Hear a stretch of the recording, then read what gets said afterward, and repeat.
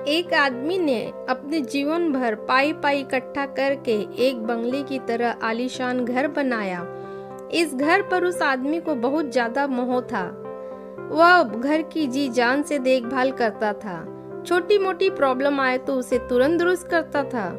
कई बार लोगों ने उसे उस घर को बेचने की सलाह दी थी। बहुत लोगों ने उससे बहुत अच्छी कीमत पर उस घर को मांगा भी था। उसका खुद का बेटा भी अच्छी कीमत मिलने से उस घर को बेचने के लिए तैयार था, लेकिन वो आदमी कभी भी उस घर को छोड़ने के लिए तैयार नहीं था। उसे जीवन में किसी भी और वस्तु से ज्यादा इस घर पर गर्व था, अभिमान था। एक दिन वो आदमी बाजार गया हुआ था। जब वो बाजार से लौटा तो उसने देखा कि उसके घर के सामने बहुत बड़ी भीड़ जमा है। वो दौड़ते हुए आया तो उसे बहुत बड़ा आघात लगा, क्योंकि उसके घर में आग लग चुकी थी। अपने सबसे प्यारे घर को ऐसे आग में जलते हुए देखकर वह अधमरा सा हो गया। उसे समझ में नहीं आ रहा था कि वह क्या करे। उसने निर्णय लिया कि अगर उसका घर नहीं रहेगा तो वह भी नहीं रहेगा। वह भी उसी जलते हुए घर में अपनी जान दे देगा। अपने दुख में जब वह आदमी जलते हुए घर में जाकर अपनी जान देने गया, तब वहां तमाशा देख रहे लोगों में से एक ने उसे रोक लिया और उसे कहा कि क्यों बेवजह अपनी जान देना चाहते हो, क्योंकि अब यह घर तुम्हारा नहीं है। एक दिन पहले ही तुम्हारे बेटे ने इस घर का सौदा किसी के साथ कर दिया था। जैसे ही उस आदमी को इस बात का पता चला, उसका सारा दुख खत्म हो गया। अब वह आदमी भी वही बाकी लोगों की तरह खड़े होकर उस घर के जलने का तमाशा देखता रहा।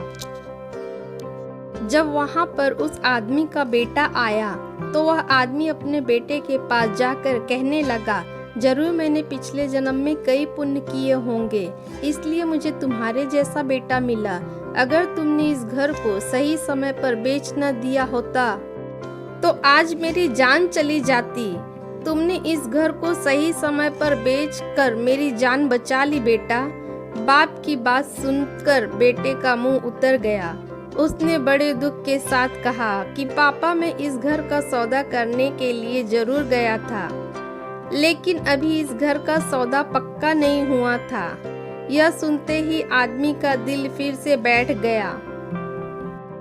वह अपना सर और छाती पीट पीट कर रोने लगा और कहने लगा कि मैं बर्बाद हो गया। पहले किसी और का घर जल गया यह जानकर जो उसे खुशी हुई थी, वह अब उसका घर है यह जानकर दुख में बदल गई। दोस्तों, इस कहानी से हम बहुत अच्छी तरह से समझ सकते हैं कि दुख का कारण किसी भी चीज को अपना मानना होता है।